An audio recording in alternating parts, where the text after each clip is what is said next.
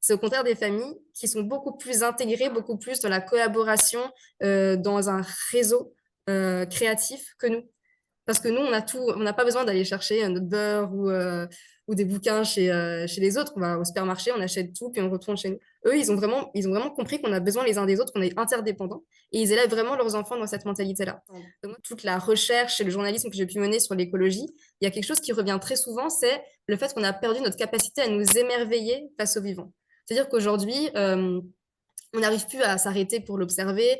Il y a beaucoup d'études qui montrent qu'on est bien plus capable, et dès l'enfance, dès la petite enfance, à reconnaître des logos de grandes marques que le chant de plusieurs espèces d'oiseaux ou de certaines feuilles, etc. J'ai rencontré des familles qui étaient reluisantes de bonheur, mais vraiment des familles qui sont engagées corps et âme dans ce qu'elles font, qui sont pas dans la peur des changements climatiques parce qu'elles ont construit la société d'après. Pour elles, elles ne parlent même plus de changement climatique, elles ont construit des sortes de micro-sociétés où le bonheur de chacun et chacune et le bonheur de chacun ensemble est au centre de tout.